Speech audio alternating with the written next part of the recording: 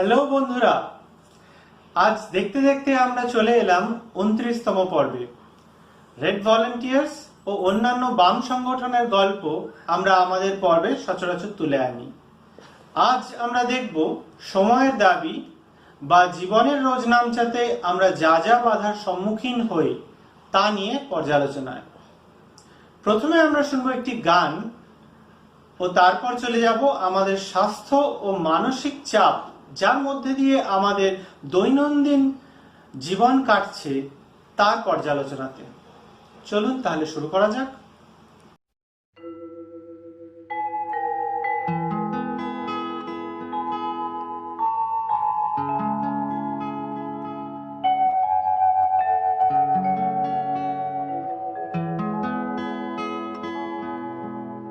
মানুষ মানুষের জন্যে,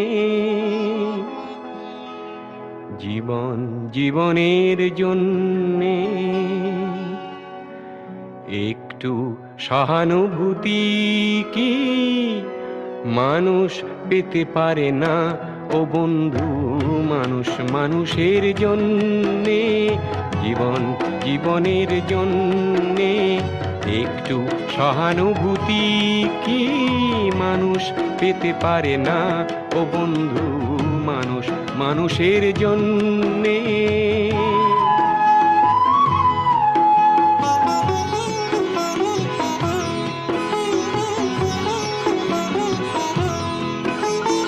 মানুষ মানুষকে পণ্য করে, মানুষ মানুষকে জীবিকা করে, মানুষ মানুষকে পণ্য করে, মানুষ মানুষকে জীবিকা করে।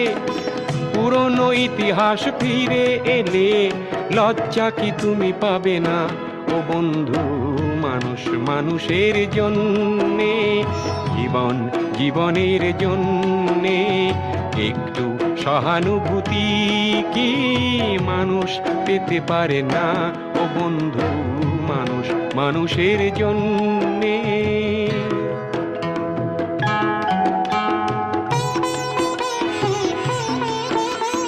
বলো কি তোমার ক্ষতি জীবনের অথই নদী পার হয় তোমাকে ধরে দুর্বল মানুষ যদি?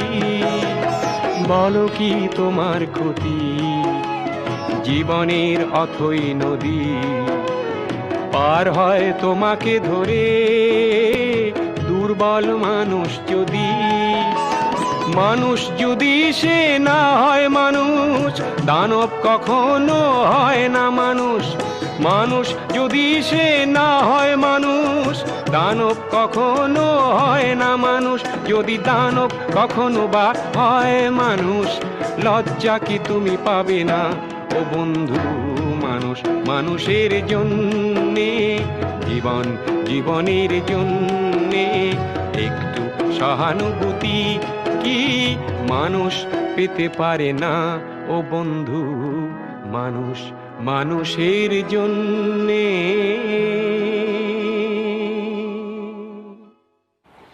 নমস্কার, আজকে আমি একটি খুব প্রাসঙ্গিক বিষয় নিয়ে আলোচনা করার জন্য এই ভিডিওটি করার তাগিদ অনুভব করলাম, প্রয়োজন মনে করলাম। বিষয়টি হচ্ছে সন্তানের মধ্যে অপরাধ প্রবণতা। তার জন্য আমরা অভিভাবকেরা কতটা দায়ী বা দায়ী নয় সেই বিষয়ে যখন আমাদের মন দ্বিধা বিভক্ত, তখন সমাজের বিভিন্ন স্তরে এই নিয়ে আলোচনা হচ্ছে। বিভিন্ন জায়গা থেকে যে পড়ছি জানছি, সেখান থেকে উঠে আসছে বিখ্যাত মনোবিদদের বিভিন্ন মতামত। তো সেই সব আমি কিছু শেয়ার করে নিতে চাই, আর আমার কিছু তার সাথে মতামতও আপনাদের সাথে শেয়ার করতে চাইছি। তো প্রথমেই পেরেন্টিং কনসালটেন্ট পায়েল ঘোষের মতে, ছোটবেলায় অনেক কিছুই শেখাতে ইচ্ছে করে আমাদের সন্তানদের, কিন্তু অধিকাংশ শিক্ষার পিছনে থাকে নিজেদের কিছু সুপ্ত বাসনা কিংবা কিছু না পাওয়া। সেসব সন্তানদের উপর চাপিয়ে দিলেই ঘটে কিন্তু বড় সমস্যা, সেখানেই সূত্রপাত। মনোবিদ অনুত্তমা বন্দ্যোপাধ্যায় মনে করছেন যে যেসব আচরণ মানুষকে একে অপরের পাশে দাঁড়াতে উদ্বুদ্ধ করে, সেই ধরনের আচরণকে আলাদা করে প্রশংসা না করে শুধুমাত্র প্রতিপত্তি বা সাফল্যকেই ইম্পর্টেন্স দেওয়া, সেটা হচ্ছে আরেকটা কারণ বলে উনি মনে করছেন।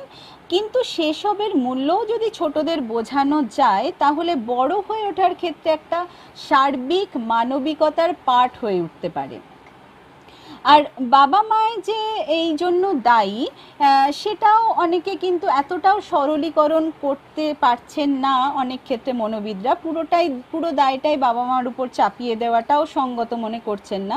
কারণ ওনার মতে যে কোনো অপরাধকে মানসিক অসুস্থতা বা পেরেন্টিংয়ের ত্রুটির মতন ভাবনা দিয়ে ঢেকে দেওয়াটা ঠিক নয়। তাতে প্রতারকের অপরাধের ভার কিন্তু মোটেই কমে না। বহু বাবা মা নিজেদের সন্তানকে নির্দিষ্ট সাফল্যের একটি পেশায় দেখতে চাইতেই পারেন, কিন্তু গন্তব্যের পাশাপাশি কোন পথ সে নিল বা নিল না সেটা দেখাও কিন্তু ইকুয়ালি অ্যান্ড প্যারালালি ইম্পর্ট্যান্ট। আমি আমার টিচিং প্রফেশনে আমি রোজ বিভিন্ন রকম অভিজ্ঞতার সম্মুখীন হচ্ছি, বিশেষ করে এই অনলাইন টিচিংয়ে। সেখানে সত্যি কথা বলতে কি সন্তানদের মধ্যে, আমাদের বাচ্চাদের মধ্যে কিছুটা অপরাধ প্রবণতা তো বেড়েইছে। সেটা কোথা থেকে আসছে? আমার যেটা ধারণা যে আমাদের একটা ওদের মধ্যে আমরা ইনভাইট করে দিই তোমাকে এনিহাও ভালো হতে হবে, হ্যাঁ তোমাকে এনিহাও 20-তে 20 পেতে হবে, ফুল মার্কস আনতেই হবে, সেটা যে পথেই হোক না কেন। হ্যাঁ, তো এই যে একটা ভালো হওয়ার প্রচণ্ড একটা নেশা, ভালো করার যে একটা নেশা, সেখান থেকে তারা কিছুতেই আর ব্যাকফুটে যেতে পারে না। এই যে একটা লাইফে তো চড়াই উতরাই থাকে, আপ অ্যান্ড ডাউনস থাকে, সেই নেগেটিভিটিগুলো আমরা অ্যাকসেপ্ট করতে শেখাই না। তার ফলে কি হচ্ছে, তারা এনিহাও ওই সাকসেসটাকে টাচ করতে চাইছে। সেটা কোনভাবে হচ্ছে সেটা কিন্তু আমরা প্রথম এতটাও বদার থাকি না। সাকসেসে পৌঁছাতে পারলেই হলো। সেটার রাস্তাটা কি, কোন রাস্তা তারা অর্জন করছে, কোন রাস্তা দিয়ে যাচ্ছে, সেটা আদৌ সঠিক রাস্তা কিনা সে সম্পর্কে আমাদের কিন্তু সচেতন হওয়ার সময় এসেছে। তো এরপরে যেটা আলোচনা করতে চাইব যে সন্তান পালনের ক্ষেত্রে প্রশংসা ও উৎসাহ দেওয়ার মধ্যে কিন্তু ফারাক থাকে। আমাদেরকে ওই যে বারবার বলি যে ব্যালেন্স করাটা, কোথায় আমি প্রশংসা করব, কোথায় ক্রিটিসাইজ করব, এই ক্রিটিসিজমটাও তাদেরকে নিতে শিখতে হবে, এই নেগেটিভিটিটাও তাদের অ্যাকসেপ্ট করতে আমাদের শেখাতে হবে। হ্যাঁ, তো পেরেন্টিং কনসালটেন্ট পায়েল ঘোষ বলছেন যে বহু বাবা মাকে দেখা যায় যে সন্তান যা আদতে করেই ওঠেনি তাও অন্যদের কাছে বলছেন, শিশুর সামনেই বলছেন, তাতে শিশুটি বাকিদের কাছে প্রশংসাও পাচ্ছে। সেটাই ধীরে ধীরে অভ্যেসে দাঁড়াচ্ছে কোনো ক্ষেত্রে। অনেকে হয়তো ভাবেন এতে তো আরও ভালো করার উৎসাহ পাবার কথা সন্তানদের, তা না হয় কিন্তু উল্টোটাও হতে পারে। কীরকম, যে নিজেদের না পারার জায়গাগুলি এভাবে তারা ঢাকার চেষ্টা করে, বহু সন্তান এটা করছে। অনুত্তমা বন্দ্যোপাধ্যায় মনে করান যে সন্তান পরবর্তীকালে যখন কোনো সাফল্যের ফসল ঘরে তুলছে তখন অনেক সময় সেই প্রক্রিয়াটি কেমন, কোনো অনৈতিক কার্যকলাপ তার পেছনে আছে কিনা তা নিয়েও যেন আমরা নিজেদের অবস্থান খুব পরিষ্কারভাবে তাদেরকে জানিয়ে দিই। অভিভাবক হিসেবে আমাদের তো অবশ্যই সন্তানদের ক্ষেত্রে আরও বেশি সচেতন হতে হবে। এটা মনোবিদ ডক্টর অনুত্তমা বন্দ্যোপাধ্যায়ের বক্তব্য। যে কোনো কাজে সাফল্য পাওয়ার পদ্ধতি কিন্তু যথেষ্ট কঠিন, কোনো শর্টকাট ওয়ে আউট হয় না, কোনো শর্টকাট মেথড হতে পারে না। তাতে দায়িত্ব কিন্তু অনেক থাকে। সাফল্য পাওয়ার পিছনে, কোনো একটা সাফল্যে পৌঁছাতে গেলে অনেক পরিশ্রম থাকে, অনেক অধ্যবসায় থাকে। আর সেই সাফল্য যখন অনেক কষ্ট করে অর্জন করা হয় তখন কিন্তু তার এক আলাদা মূল্য, সেটা সন্তানকে বুঝতে দিতে হবে। কিছু না পাওয়া থাক না জীবনে, সেই না পাওয়াগুলো ওরা নিয়েই বড় হোক না, পরিবারের বাকিরা চাইলে কিন্তু বোঝার চেষ্টা করতেই পারেন, সেটা কিন্তু একদিনে হবে না। হ্যাঁ, ধীরে ধীরে তাদের সাথে আরও কোয়ালিটি টাইম স্পেন্ড করতে হবে, তাদের সাথে বন্ধুর মতন মিশতে হবে, তারা যাতে একটা বলার স্পেস পায়, তাদের মনের যে তাদের ভুলগুলো, তাদের যে অ্যাংজাইটি, তাদের যে ডিপ্রেশন, সেগুলো যেন একটা বলার স্পেস পায়, একটা এক্সপ্রেস করার স্পেস পায়, সেই জায়গাটা দিতে হবে ওদের। তো ওনার মতে, ডক্টর অনুত্তমা বন্দ্যোপাধ্যায়ের মতে, যে গাড়ির নীলবাতি কষ্টে অর্জিত কিনাও আমাদের জানতে হবে, ভাবতে হবে। নিজের জনেরা বিপথে গেলে তা কিন্তু টের পাওয়া খুব অসম্ভব কিছু নয়, বোঝার ইচ্ছেটা যেন সুবিধা মতো বাদ না পড়ে যায়, মনে করালেন দুই বিশেষজ্ঞ। এগুলোর মধ্যে দিয়ে, এই আলোচনার মধ্যে দিয়েই বারবার করে এই প্রসঙ্গ আরও প্রাসঙ্গিক হয়ে উঠুক, যাতে সবটাই তো আমাদের ভবিষ্যৎ সন্তানদের ভবিষ্যৎ সুরক্ষার্থে, তাই না?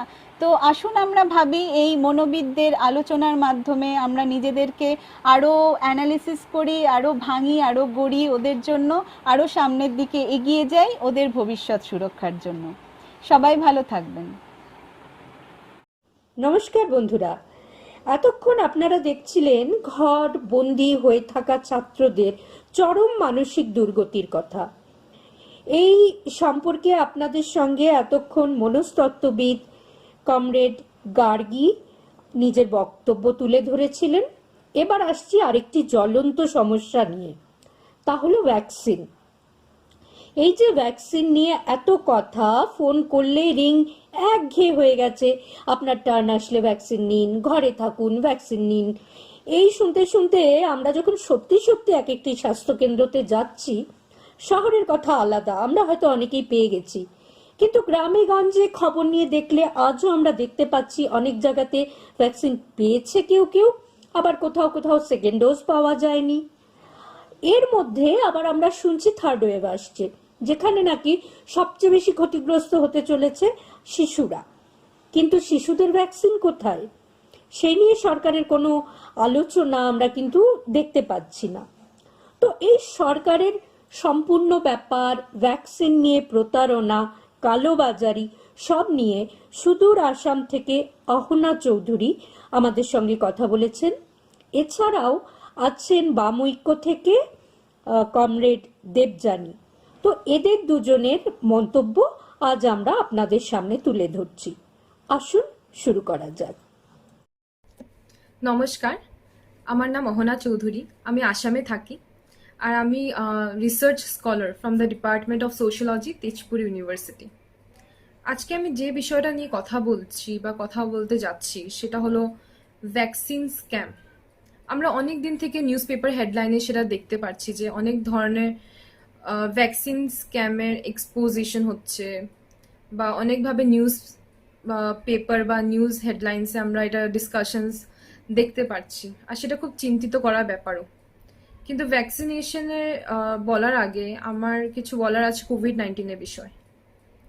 আজকে 1 বছর পেরিয়ে গেছে, আমরা কোভিড-19 সাথে বিভিন্নভাবে দৈনন্দিন জীবনে লড়ার চেষ্টা করছি, কিন্তু আমাদের সেই লড়াইটা আমি কোথাও না কোথাও হারিয়ে যেতে দেখছি এই ভ্যাকসিন স্ক্যামের জন্য। বিভিন্ন ধরনের মেডিকেল প্রফেশনালস, হেলথ প্রফেশনালস আমাদের অনেকভাবে সাহায্য করার চেষ্টা করেছে, অনেকে নিজের প্রাণ দিয়ে আমাদের বাঁচার প্রেরণা দেখিয়েছে। আমরা কি সেটা ভুলে যাচ্ছি? সামাজিকভাবে আমরা কি হিউম্যান লিভিংয়ে আর বিলিভ করতে পারবো এই ভ্যাকসিন স্ক্যাম হওয়ার পর? আমার সেই ব্যাপারটা অনেক প্রবলেমেটিক মনে হচ্ছে এখন, যেখানে আমরা অনেকভাবে সোশ্যাল কমিউনিটির কথা বলার চেষ্টা করছি, proper and safe and secured social ইন্টারাকশনসের কথা বলার চেষ্টা করছি কোভিড-19 সময়। আমার মনে হচ্ছে না ব্যবহারিকভাবে আমরা সেটা লাগু করার সুযোগ দেখছি বা দেখতে পাচ্ছি কিছু মানুষের মধ্যে। দেখুন, হেলথ সিস্টেম থাকবে, আর হেলথ সিস্টেম স্ট্রং হওয়াটা খুব বেশি দরকার, কিন্তু তার সাথে সবচেয়ে বেশি দরকার হলো একটা স্ট্রং সোশ্যাল কমিউনিটির, যেখানে আমরা এক একজনকে বিভিন্ন রকমভাবে সাহায্য করার চেষ্টা করব। একটা মিনিস্কিউল লেভেলে আমার রেসিডেন্সে বা আমার রেসিডেন্সিয়াল অ্যাপার্টমেন্টে যদি কারো সাহায্যের দরকার পড়ে, আমি যাব, আমি তার সাহায্য করব। আর যেটা সবচেয়ে বেশি দরকার হলো কোভিড-19 সময়। কিন্তু ভ্যাকসিন স্ক্যাম যেখানে দেখতে পাচ্ছি আমি দুটো বিষয়ে খুব চিন্তিত। একটা হলো massive violation of human rights, যেটা ভ্যাকসিনেশন স্ক্যামে হচ্ছে, আর সেকেন্ডলি দুর্নীতি। আমরা সহজলভ্য জিনিস পাওয়ার জন্য কতটা অমানবিক হতে পারি সেটা হয়তো এই ভ্যাকসিন স্ক্যামের মাধ্যমে আমরা দেখতে পাচ্ছি। অনেকভাবে দেখা গেছে যে রেপিউটেড প্রাইভেট এস্টাবলিশমেন্ট আর মেডিকেল হসপিটালসও সেটার সঙ্গে জড়িয়ে আছে। অনেকভাবে মানুষকে স্যালাইন ওয়াটার দেওয়া হচ্ছে ভ্যাকসিনের নামে। শিক্ষিত মানুষেরাই তাতে সেই জালে পড়ে যাচ্ছে। আর আমি তো যারা অভাবগ্রস্ত তাদের কথা এখনো আসেনি। আমরা কি এটা মেনে চলছি যে যারা অভাবগ্রস্ত তাদের কি বোকা বানানো খুব সহজ? আর তাদের সাথে আমরা অন্যায় করে আমাদের সমাজে আমরা কি একটা ভালো এক্সাম্পল সেট করতে পারবো? আমার ঠিক মনে হয় না। যখন আমি ভ্যাকসিন স্ক্যামের কথা বলছি, তিনটা বিষয়ে আমি খুব ক্লিয়ার হতে চাই। সেটা হলো ডিজিটাল ইনইকুয়ালিটি, ভ্যাকসিনের অ্যাক্সেসিবিলিটি আর development of the country. Definitely একটা ডিজিটাল ডিভাইড আমরা দেখতে পাচ্ছি, কারণ যখন ভ্যাকসিনেশনের স্লটস আর ভ্যাকসিনেশন মেকানিজমটা পুরো বানানো হয়েছিল, সেটাই অনেক প্রবলেমেটিক ছিল অনেকভাবে। সেটা অনেকেই অ্যাক্সেস করতে পারছিল না। অনেক এডুকেটেড মানুষই 10-15 দিন চেষ্টা করার পর একটা স্লট পেয়েছিল। তো আমরা কি এই মেকানিজমসগুলোকে আরেকটু সিম্পলভাবে বা অ্যাডমিনিস্ট্রেটিভ লেভেলে আরেকটু কি সিম্পল করা যেত না, অ্যাডমিনিস্ট্রেটিভ হেল্প নিয়ে, যাতে বিভিন্ন মানুষ যাদের কাছে ভালো ফোনও নেই, এমনকি অনেক জায়গা আছে যাদের কাছে নেট, অনেক বিভিন্ন গ্রাম আছে যেখানে কোনো ইলেকট্রিসিটি পর্যন্ত নেই, সেখানে আমরা কিভাবে আশা করছি যে নেটওয়ার্ক পৌঁছে যাবে? আর যদি নেটওয়ার্ক থাকেও, একটা মানুষের পক্ষে পুরো দিন বসে থেকে ভ্যাকসিন স্লট খোঁজা কি খুব বেশি সহজ? আমার তা মনে হয় না। সেখানেই তো প্রবলেমটা শুরু হয়েছিল আমার মনে হয়। তো ফার্স্টলি আমাদের এটা দেখা উচিত যে আমরা কিভাবে এটাকে অ্যাক্সেসিবিলিটি দিতে পারবো। সেকেন্ডলি, আমরা ডেভেলপমেন্টকে খুব বেশি বিজনেসের সাথে জড়িয়ে পড়ছি, আমরা জড়িয়ে ফেলছি। আমরা প্রফিট ছাড়া আর কিছু দেখতে পারছি না। কিছু মানুষ আছে যারা সিস্টেমের মধ্যে কাজ করছে, যারা শুধু প্রফিটের কথাই ভেবে চলেছে। প্রফিট হিউম্যান লাইফ থেকে অনেক বেশি হয়ে দাঁড়িয়েছে, আর সেটা আমার মনে হয় না খুব ভালো ডেভেলপমেন্টের কারণ হবে আমাদের, মানে যদি আমরা ইন্ডিয়ার ডেভেলপমেন্ট পার্সপেক্টিভ থেকে এটা দেখতে চাই। তো রাইট টু লাইফ খুবভাবে ক্ষতিগ্রস্ত হচ্ছে, অভাবগ্রস্ত মানুষ খুবভাবে ক্ষতিগ্রস্ত হচ্ছে। তারা যাদের কাছে প্রপার অ্যাওয়ারনেস নেই, তাদের এইভাবে ঠকানো বা এইভাবে জালে ফেলা একটা অমানবিক কথা হচ্ছে, যেটা খুব হার্টেন। আর থার্ডলি হলো, যেটা আমি বিষয় বলতে চাই, যেটা হলো digital divide. The whole debate is about that, I think.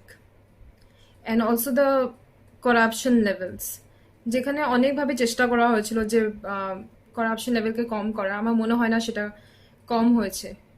এই ভ্যাকসিন স্ক্যাম একটা পজিটিভ ডেভেলপমেন্ট হলো যে বিভিন্ন নিউজ চ্যানেল এটাকে কভার করার চেষ্টা করছে। নিশ্চয়ই এটা খুব একটা বড় পজিটিভ কথা, যেখানে মানুষ জানতে পারছে। কিন্তু সবচেয়ে দুঃখের বিষয় হলো যেখানে অনেক প্রাইভেট হসপিটালস হয়তো এটার সাথে জড়িয়ে আছে। আর সবচেয়ে বড় প্রশ্ন চিহ্ন আমার মধ্যে এটা আসছে যে যারা এই স্ক্যাম চালাচ্ছে তারা এত রিসোর্সেস থেকে পাচ্ছে, কারণ সেই রিসোর্সেসের জন্য ফান্ডিং দরকার। তার মানে বলতে গেলে আমাদের সমাজ একটা এই পরিস্থিতিতে যাচ্ছে গিয়ে যেখানে আমরা প্রফিট, আমাদের পয়সা অর্জন করা সবচেয়ে বেশি ইম্পর্টেন্ট হয়ে গেছে হিউম্যান লিভিং থেকে, হিউম্যানিটেরিয়ানিজম থেকে। তা আমার মনে হয় কি যদি আরও এই নিউজ চ্যানেলস আর এই বিষয়ে আরও বেশি কথা বলা যায়, তাহলে হয়তো অনেক মানুষের কাছে এই মেসেজটা পৌঁছাবে যে আজকের পর আমরা শুধু অ্যাপ দেখেই হয়তো আমরা যাব, যেখানে প্রপার সার্টিফিকেশন আসবে ভ্যাকসিন দেওয়ার পর, সেখানেই হয়তো আমরা রেজিস্টার করাবো নিজেদের। তো এই কিছু ব্যাপার জানতে পেরেছি, সেটা হলো পজিটিভ ডেভেলপমেন্ট। আর বাকি সবাই খেয়াল রাখুন, সুস্থ থাকুন আর অ্যাওয়্যার থাকুন। নমস্কার। নমস্কার, আমি দেবযানী ভট্টাচার্য, শোভাবাজারে থাকি।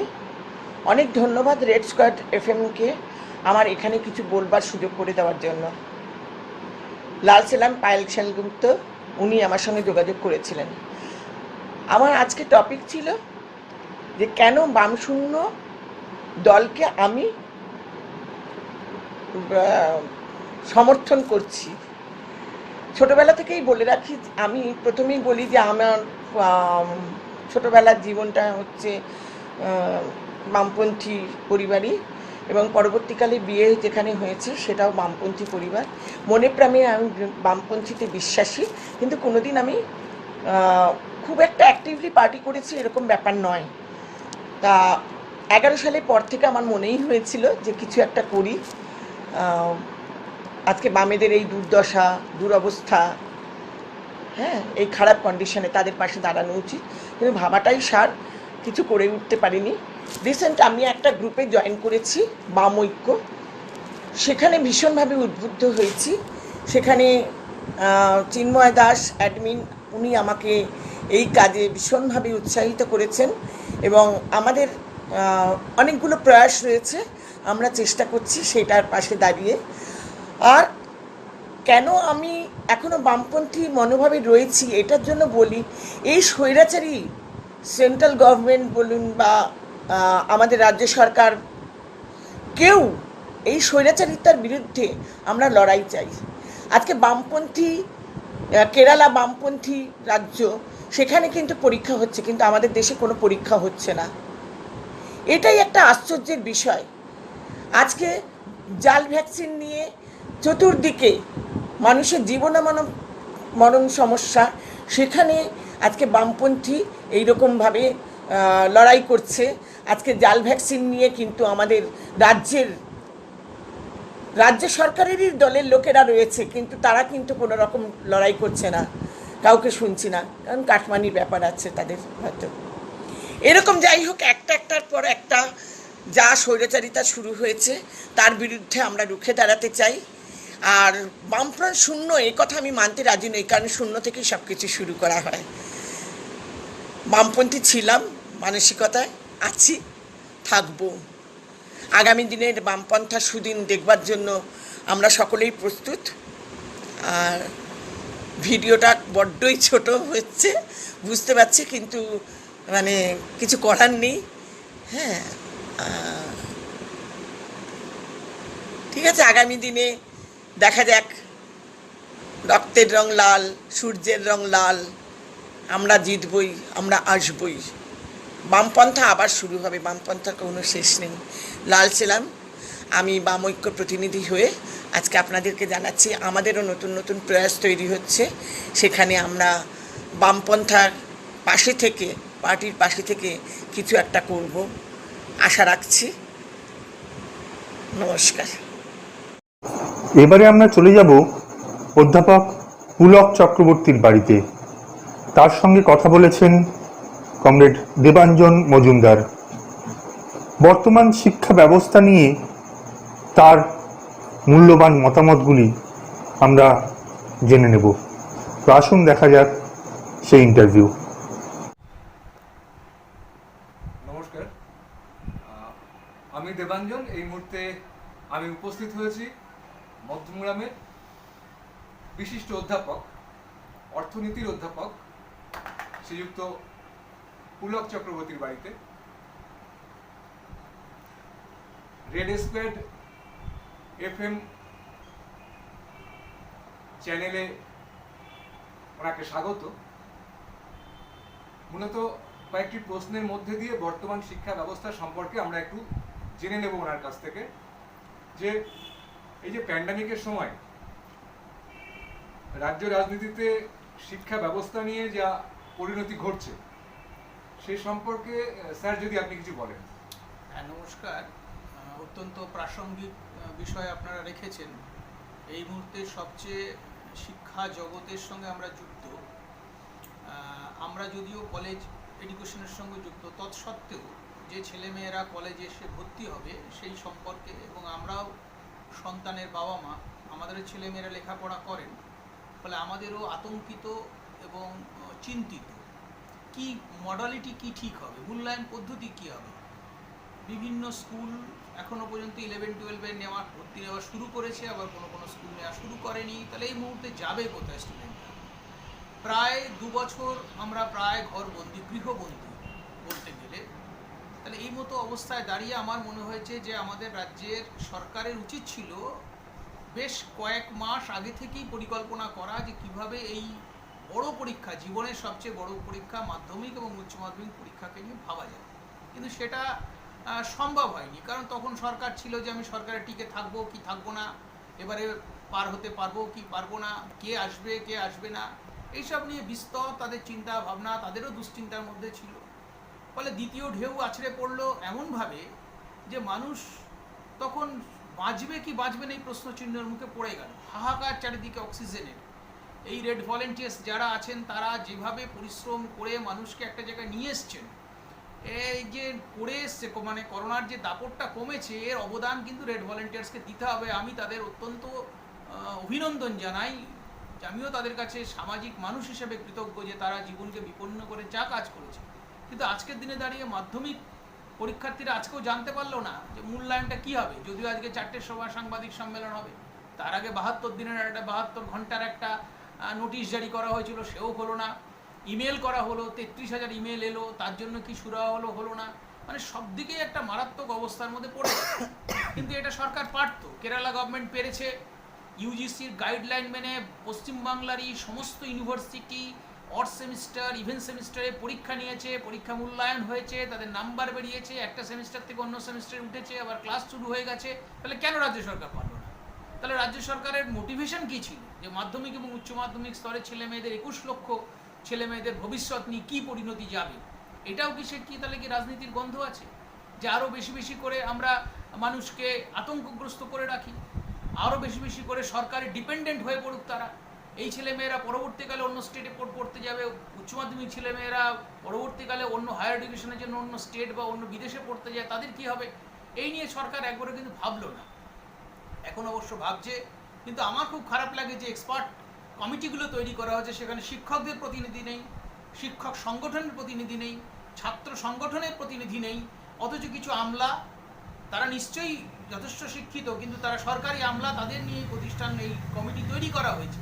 বিশিষ্ট মানুষদের যে মূল্যায়নগুলো, বিকাশ সিংয়ের মতন বিজ্ঞানী যা বলছেন, পবিত্র সরকারের মতন শিক্ষাবিদরা যে কথা বলছেন, ওই মিডিয়াতেই আসছে, কিন্তু সরকারের অগোচরে আসছে না। ফলে আগামী দিনে আমরা অত্যন্ত চিন্তিত, আতঙ্কগ্রস্ত। এবং আমি মনে করি যে ছাত্রছাত্রী, বিশেষত স্কুল লেভেলের ছাত্রছাত্রীদের নিয়ে এই ছেলে খেলাটা সরকারের একদমই সমীচীন হয়নি। আরেকটু কংক্রিট ডিসিশন নেওয়া উচিত ছিল। দেখুন স্যার, আমরা কিন্তু এই সময়কালে দেখছি যে প্যান্ডেমিক, তার মধ্যে স্বাস্থ্যবিধি মানা, সরকারি বিধি নিষেধ ইত্যাদি, তার সত্ত্বেও ধরুন চালু কথায় মানুষের মধ্যে যেটা খুব ভীষণভাবে প্রচলিত আছে, মদের দোকান খুলছে, শপিং মল খুলছে, ক্লাব চলছে। শুধুমাত্র ছাত্রছাত্রীদের পরীক্ষা নেয়ার ক্ষেত্রে এই যে সরকারের যে অনীহা বলবো আর কি, এইটা আগামী দিনে ছাত্রছাত্রীদের কতটা পিছিয়ে দিতে পারে মানসিকভাবে বা ওদের শিক্ষাগত জায়গা থেকে? আসলে আমরা এটা আপনি ঠিকই বলেছেন যে আমরা দেখলাম লকডাউনের প্রথম আনলক হলো মদের দোকান। কারণ মদের ওপর জিএসটি বসেনি, মদের ওপর এখন এক্সাইজ ডিউটিজ আছে। ফলে বিপুল পরিমাণ আবগারি ইনকাম সরকারের ফান্ডে দরকার আছে, তাই মদের দোকান খুলে দাও। পেট্রোল ডিজেলের দাম ঊর্ধ্বমুখী, প্রায় দুটোই প্রায় 100-র কাছাকাছি এসে পড়েছে। কারণ পেট্রোল ডিজেলের ওপরও আমাদের এক্সাইজ ডিউটি আছে, আমাদের জিএসটি নেই। ফলে এই যে ওয়ান নেশন ওয়ান ট্যাক্স বলে যা বলা হয়েছিল কেন্দ্রীয় সরকারের পক্ষ থেকে, আসলে সেটা ভেগ। কেন্দ্র এবং রাজ্য উভয়ই পেট্রোল ডিজেল থেকে প্রচুর টাকা শেষ পায়, ট্যাক্স পায়, মদের থেকে পায়। সেই জন্য তারা এইগুলোকে চালু রেখে দিয়েছে, তাদের ইনকামের দিকটা চালু রেখে দিয়েছে। কিন্তু একটা শৈশব যে নষ্ট হয়ে গেল, মানুষের জীবনের যে কতগুলো বছর তার জীবন থেকে নষ্ট হয়ে যাচ্ছে, এ ভাবনা কিন্তু এই সরকারের নেই, কোনো সরকারেরই নেই। আমরা এই কারণেই আমরা বলতে চাইছি যে আগামী দিনে যে ছাত্রছাত্রী, এই ছাত্রছাত্রীটা হাস্যকর পরিস্থিতির মধ্যে পৌঁছে যাবে। যেমন আমাদের মনে আছে 71 সালে পাশ করা লোকজনকে সাধারণত মানুষ গুরুত্বের মধ্যে আনে না। আমরা জানি যে 71 সালে ভয়ঙ্কর টুকলি, মাস্টারমশাইদের সামনে প্রায় ভয় দেখিয়ে তাদের কাছে টুকলি করে পাস, সে সবাই হাস্যকর পরিস্থিতির মধ্যে ছিল। তেমনি এখনও মানুষ, তুই কোভিডের সময় পাস করেছিস, তোর তো পরীক্ষাই হয়নি, তোর তো মূল্যায়নই হয়নি, এই অপবাদ কেন ছাত্রছাত্রীরা নেবে বলুন তো? তারা তো পড়াশুনো করতে চায়। স্কুলগুলো প্রথম দিকে আমরা দেখলাম অনলাইনে ক্লাস শুরু করলো, এবং কতগুলো টিভি চ্যানেলও অনলাইনে ক্লাস শুরু করলো তাদের। কিন্তু এখন আমরা যত দিন যাচ্ছে দেখছি শিক্ষা একটা মানে এমন একটা পরিস্থিতি তৈরি করে দিচ্ছে মানুষের কাছে, বিশেষত অভিভাবকদের কাছে আতঙ্কের জায়গা। হীরক রাজার দেশের কথাটা মনে পড়ে, যত কম জানে তত বেশি মানে। অর্থাৎ মানুষকে যত বেশি শেখানো যাবে, মানুষকে যত বেশি প্রশ্ন করতে শেখানো যাবে, আরও বেশি এগিয়ে নিয়ে যেতে যাবে, তাহলে সরকারের বিরুদ্ধে তারা প্রশ্ন করবে না।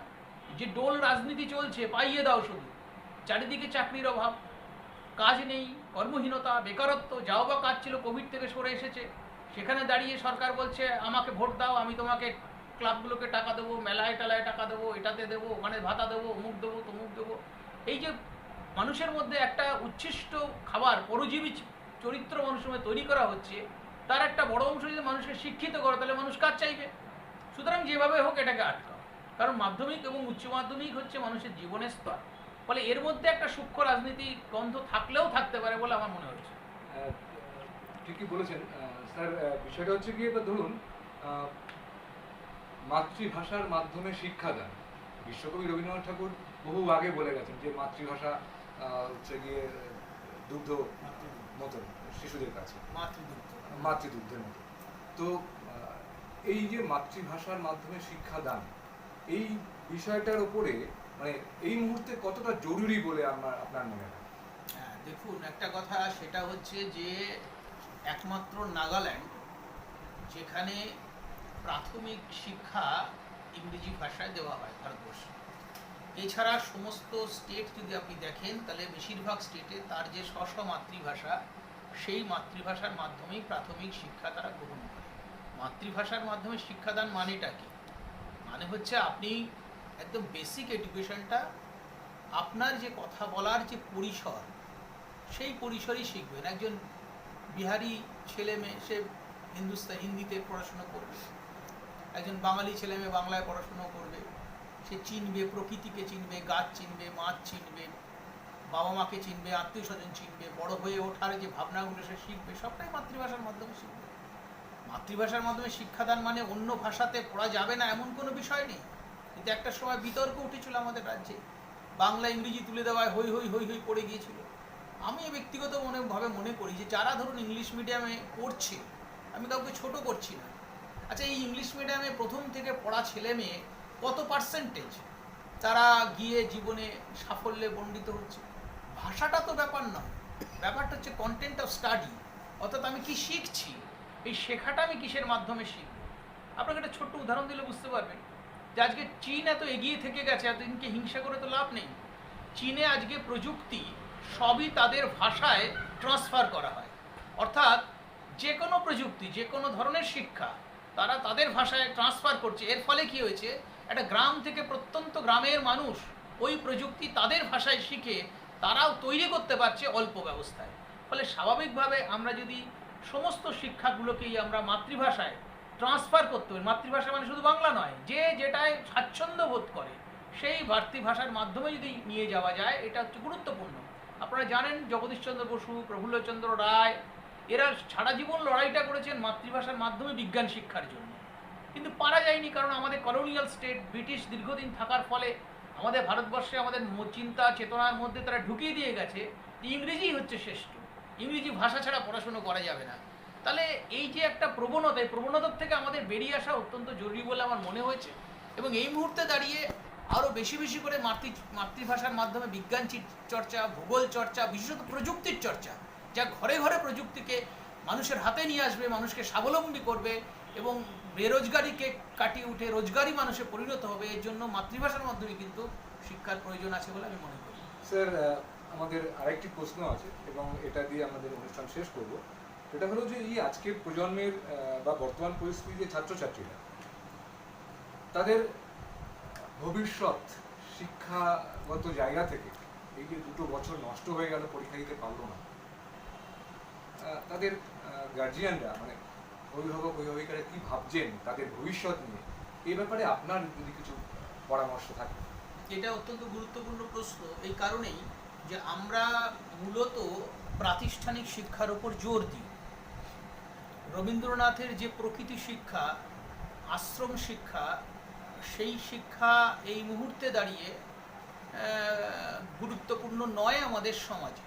কারণ একটা মানুষ, সে ধরুন মাধ্যমিক পড়েনি, উচ্চ মাধ্যমিক পড়েনি, বিএসসি পড়েনি, কিন্তু অসাধারণ কবিতা লেখে, অসাধারণ গল্প লেখে, অসাধারণ উপন্যাস লেখে, গান গায়, তবলা বাজায়, আবৃত্তি করে, তার কি কোনো মূল্যই সমাজ দেবে? শরৎচন্দ্র চট্টোপাধ্যায় এর উপন্যাসের ওপর দাঁড়িয়ে পিএইচডি হচ্ছে, অথচ শরৎচন্দ্র চট্টোপাধ্যায় কতদূর লেখাপড়া শিখেছিল? কবি সুকান্ত 23 বছর বয়সে মারা গিয়েছিলেন, তার কবিতার ওপর মানুষ গবেষণা করছেন, গবেষণা করে তারা পিএইচডি করছেন, কিন্তু তিনি কতদূর স্কুল শিক্ষা পেয়েছিলেন? কবি নজরুল তিনি কত স্কুল শিক্ষা কতদূর গিয়েছিলেন? কিন্তু নজরুলের গান, কবিতা, নাটক, গল্প সমস্ত ক্ষেত্রে ছড়িয়ে আছে নানান উপাদান যা সমাজকে সমৃদ্ধ করেছে। কিন্তু আজকের দিনে দাঁড়িয়ে যেহেতু প্রাতিষ্ঠানিক শিক্ষাটাই হচ্ছে সবচেয়ে গুরুত্বপূর্ণ, ফলে এই মানুষরা, আমাদের বেশিরভাগ অভিভাবকরা চিন্তিত হয়ে পড়েছেন যে এবারের মাধ্যমিকে যদি না হয় তাহলে কি নম্বর হবে, আমার মেয়ের সার্টিফিকেটে কি লেখা থাকবে, আমার ছেলের সার্টিফিকেটে উচ্চ মাধ্যমিকে কত নম্বর পাবো, অমুক কলেজে ভর্তি হতে পারবো তো, ও কলেজ তো 80% না নিলে নেয় না। এই যে মানুষের প্রাতিষ্ঠানিক শিক্ষাটা এতটাই বেশি মাত্র গুরুত্ব পেয়ে গেছে সমাজের মধ্যে, তাই জন্যই এত চিন্তা। তা নইলে ধরুন কোভিড পরিস্থিতিতে ছেলেমেয়েরা বাড়িতে বসে পড়েছে, বাবা মারা তাদের পড়িয়েছেন, তারাও সিলেবাস শেষ করেছে, এই সমস্তটার মধ্যে আনন্দ ছিল। কিন্তু মূল হচ্ছে যে আমার সার্টিফিকেট, আমার নম্বর, এই নম্বর দিয়ে আমি আগামী দিন এলাকার মধ্যে কৃতি ছাত্রের সম্মানটা পাবো তো, আমার এলাকার মধ্যে আমি দাঁড়িয়ে আগামী দিন ভালো ছাত্র হিসেবে স্বীকৃতি, মানে ভালো নম্বর পাওয়া ছাত্র, এই স্বীকৃতিটা হারিয়ে যাবে না তো আমার? এই যে আতঙ্ক, এই জায়গায় দাঁড়িয়ে আমি আমার ছাত্রছাত্রীদের বলবো যে এইটা নিয়ে ভেবো না, তোমরা তোমাদের মতন পড়ো, পড়াকে ভালোবাসো, শিক্ষাটাকে পণ্যে পরিণত করার যে চেষ্টা এই পুঁজিবাদী দুনিয়ায় চলেছে সেইটা থেকে বিরত করার জন্য একটা প্রক্রিয়া কিন্তু আমরা দেখলাম যে এখন কোনো ওই কিছু বিজ্ঞাপন সংস্থা আছে যে অমুকের সাফল্যের পেছনে তমুক প্রকাশনীগুলো আছে, এবছর তো কেউ বলতে পারবে না এই সাফল্যটা বললের পেছনে অমুক অমুক কোম্পানি আছে, অমুক ইনস্টিটিউশন আছে, অমুক প্রকাশনী আছে। এবারে মানুষ যা শিখেছে, যা বুঝেছে সবটাই ঘরে বসে বই পড়ে এবং নিজের বই মুখে ভালো করে পড়ে তারা শিখেছে। ফলে এবারের আমি বলবো যে এবারের পড়াশোনাটা কিন্তু অন্যরকম। ওই কিছু কোশ্চেন রেমেডি তৈরি করা হলো, তাকে পড়ে নিলাম, মুখস্থ করে ফেললাম, তার থেকে এবার কিন্তু ছাত্রছাত্রীরা অনেক বেশি গভীরে পড়াশুনো করার সুযোগ পেয়েছে। তাই আমি ছাত্রছাত্রীদের বলবো যে আগামী দিনে তোমাদের পথ চলার সাথে শিক্ষা যখন আমাদের নিয়ে যেতে হবে, সে রবীন্দ্রনাথের ভাষায় শিক্ষাকে বহন না করে বাহন করতে হবে। অর্থাৎ পিঠের ব্যাগের মধ্যে একাধিক সার্টিফিকেট আছে, অথচ তুমি সেই সার্টিফিকেট অনুযায়ী তুমি সমাজে প্রতিষ্ঠিত হতে পারছো না, অর্থাৎ কোয়ালিটি অফ এডুকেশনটা তোমার কাছে যাচ্ছে না। তাই শিক্ষাকে বহন করো, বাহন করে নিয়ে চলো, অর্থাৎ তার শিক্ষার উপর ভিত্তি করে এগিয়ে চলো। যা শিখছো, যা বুঝছো সমস্তটাই তোমার আগামী জীবনে লাগবে। তাই লকডাউনটা বড় ব্যাপার নয়, তোমার স্কুল কলেজের বড় ব্যাপার নয়, বড় ব্যাপার হচ্ছে তুমি বাড়ি বসে কী শিখলে, তোমার অভিভাবক কী শেখালো, তোমার শিক্ষক কী শেখালো। এটাকেই জীবনের সবচেয়ে বড় পাওনা হিসেবে নিয়ে তোমাদের এগিয়ে যেতে হবে, পিছনের দিকে তাকানোর এবং তাই নিয়ে হতাশাগ্রস্ত হওয়ার কোনো কারণ নেই। তাহলে স্যার, মাতৃভাষা মাতৃদুগ্ধ সম, এই ভাবনা এবং আপনি যে মূল্যবান পরামর্শ দিলেন আগামী দিনের ছাত্রছাত্রীদের জন্য, যে ভাষাতেই তার পক্ষে সহজ সরল, সেই ভাষাতে শিক্ষিত হয়ে সে তার নিজের ব্যক্তিত্ব, নিজের কর্মজীবন এবং সামাজিকভাবে তার যে অবদান রেখে যাওয়া উচিত, এই যে মূল্যবান পরামর্শ, আপনাকে অসংখ্য অসংখ্য ধন্যবাদ। আমরা সমৃদ্ধ হলাম, আরও বিস্তৃত পরিসরে আপনার এই আলোচনা আমরা শুনতে পারতাম, যেহেতু আমাদের কাছে সময় ভীষণ কম। আমি ব্যক্তিগতভাবে জানি পুলক স্যার ভীষণ ভালো বলেন, পড়াশোনা আমি খুব কাছ থেকেও দেখেছি, ফলে বিভিন্ন বিষয়ের ওপরে তার যে পাণ্ডিত্য আমরা সবটা হয়তো আছে তার কাছে এই স্বল্প সময়ের মধ্যে পেলাম না। ভবিষ্যতে চেষ্টা করব ওনাকে আবারও পেতে আমরা আমাদের মধ্যে। এইটুকুনি সময় আমাদেরকে দেওয়ার জন্যে রেড স্কোয়াড কলকাতা FM চ্যানেলের পক্ষ থেকে আপনাকে অসংখ্য অসংখ্য ধন্যবাদ। নমস্কার। বন্ধুরা, দেখলেন আমাদের আজকের অনুষ্ঠান, কেমন লাগলো? যদি ভালো লাগে একটা লাইক করতে ভুলবেন না, আর শেয়ার করবেন আপনাদের পরিচিত জনের মধ্যে, যাতে আমাদের কথাগুলি সবার কাছে পৌঁছে যায়।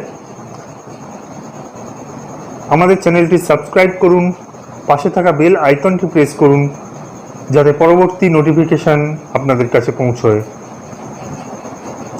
ফিরে আসবো আগামী রবিবার একটি লাইভ অনুষ্ঠান নিয়ে, বিষয়টি ক্রমশ প্রকাশ্য। ততক্ষণের জন্য নমস্কার, ভালো থাকবেন।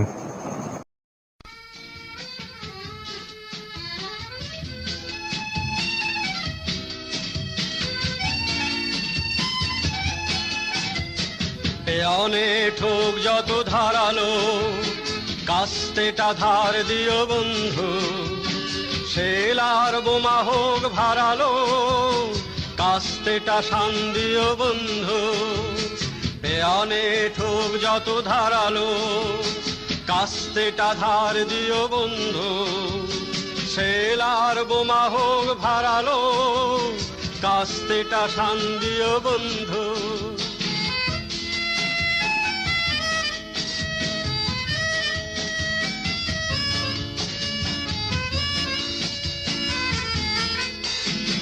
বাঁকানো চাঁদের সাদা ফালিটি তুমি বুঝি খুব ভালোবাসতে, চাঁদের শত কাজ নহে তো এ যুগের চাঁদ হলো কাস্তে, এ অনেক ঠোক যত ধারালো,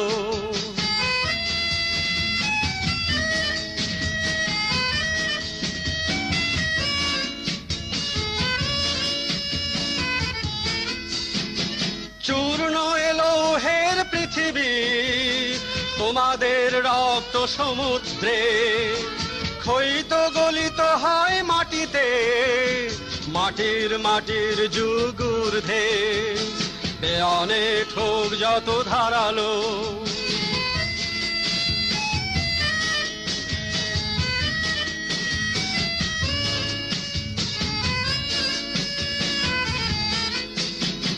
দিগন্তে মৃত্তিকা ঘনায়ে আসে ওই চেয়ে দেখো বন্ধু, কাস্তেটা রেখেছ কি সানায়ে, এ মাটির কাস্তেটা বন্ধু, বেয়ানে ঠোক যত ধারালো, কাস্তেটা ধার দিও বন্ধু, শেলার বোমা হোক ভারালো, কাস্তেটা শান দিও বন্ধু, বেয়ানে ঠোক যত ধারালো, কাস্তেটা ধার দিও বন্ধু, শেলার বোমা হোক ভারালো, কাস্তেটা শান দিও বন্ধু।